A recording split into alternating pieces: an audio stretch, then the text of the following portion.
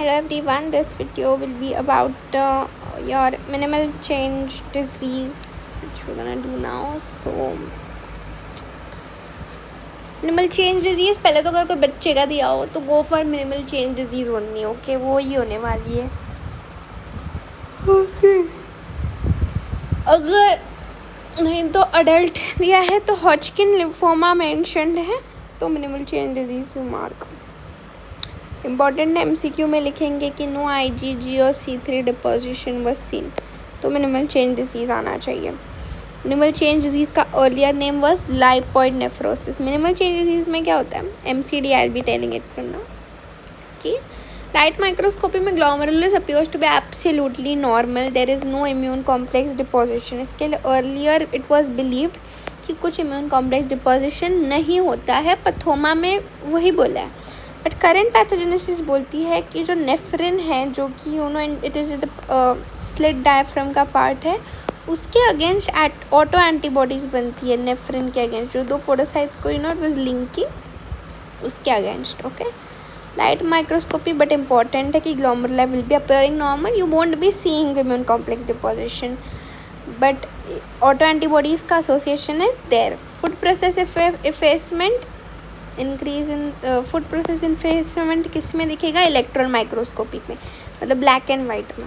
Light में you won't be seeing anything, you will be seeing it absolutely normal. Earlier believe no immune complex deposition. Current pathogenesis, auto antibodies are formed against nephrin. Antibodies will bind the nephrin.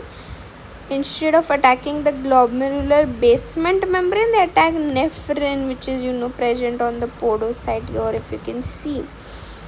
So therefore podocytopathy. Normally glomerular basement membrane negative होता है, albumin negative होता है, तो albumin can not cross easily. But अभी charge में defect होएगा क्योंकि nephrin के अगेंस्ट एंटीबॉडीज़ आई है,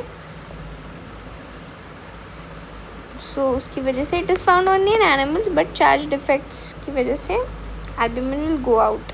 ओके, सो वो फर्स्ट एड में मेंशन था नेफ्रोटिक में कि होता है चार्ज का. If will see, wait I see only.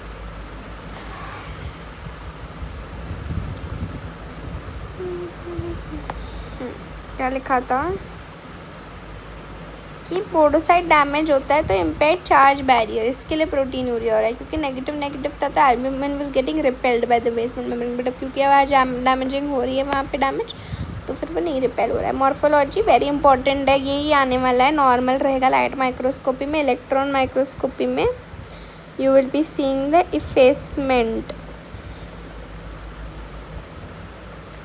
Minimal change disease, glomerular stain with periodic acid shift, normal basement में absence of proliferation absolutely normal दिख रहा है क्योंकि लाइट माइक्रोस्कोपी है, टैनिंग स्टेनिंग है.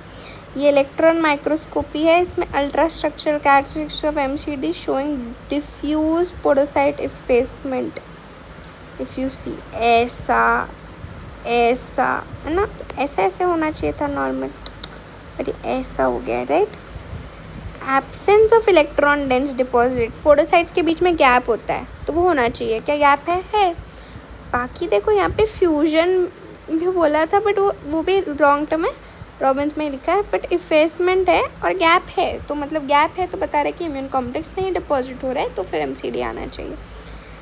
एंड स्लिट डायफ्राम लॉस, देखो ये loss हो गया स्लिट डायफ्राम क्योंकि नेफ्रिन के अगेंस्ट एंटीबॉडीज़ थी.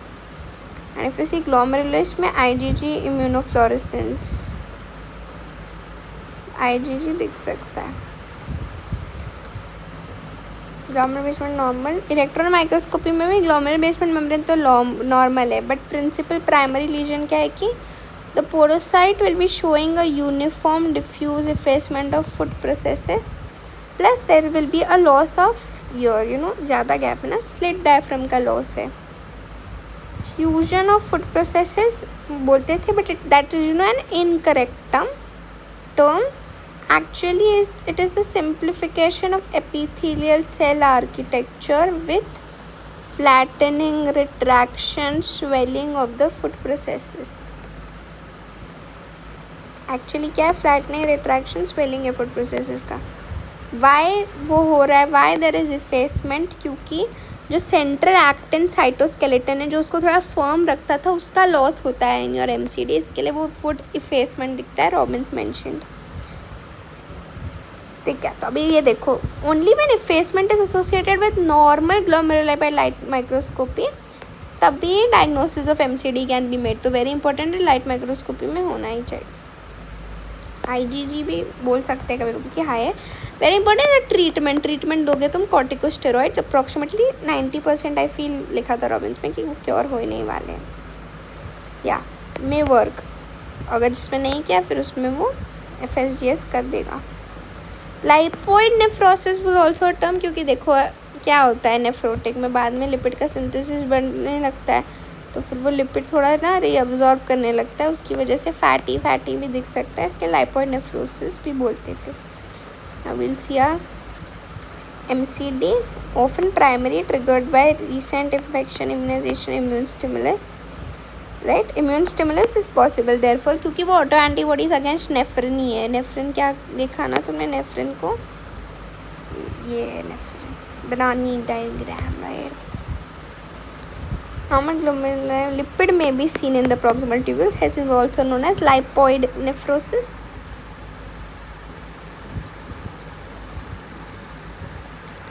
ये इम्पोर्टेंट है। Anti नेफ्रिन antibodies, immunofluorescence negative, electron microscopy, effacement of the foot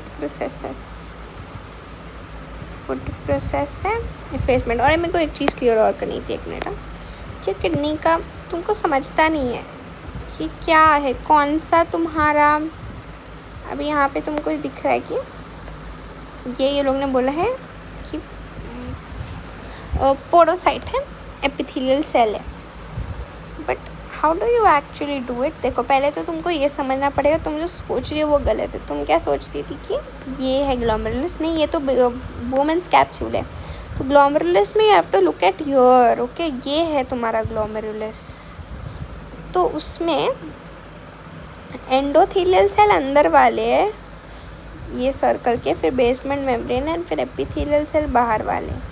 तो ये बाहर वालों का इफेसमेंट हो रहा है, ठीक है। तो ये अगर तुम्हारा सर्कल है तो ये कैसे समझेगा तुमको कि क्या है, तो इसके लिए उन्होंने बोला कि कैपिलरी का ल्यूमन है। तो अगर कैपिलरी का ल्यूमन है तो उसको एंडोथेलियल सेल लाइन करेगा, ओके, फिर बेसमेंट मेम्ब्रेन होएगा, ओके, एंड फिर तुम्हारा एपिथेलियल सेल होगा। तो आई फील ये क्लियर हो गया है। Once again I will explain, क्योंकि मेरा बहुत टाइम से डाउट था। ये ल्यूमन है ना कैपिलरी का, तो यहाँ पे, और ये तुम्हारा ग्लोमेरुलस है, ओके। तो यहाँ पे तुम्हारा एंडोथेलियल सेल होगा, देन बेसमेंट मेम्ब्रेन होगा, then you will be having the epithelial cells. Thank you, MCD is done once and all. MCD most common in children, most common 2 to 6 years was mentioned, right. Adults में कब दिख सकता है, अगर Hodgkin lymphoma लिख लिया है तो फिर तुम you think of MCD। Thank you.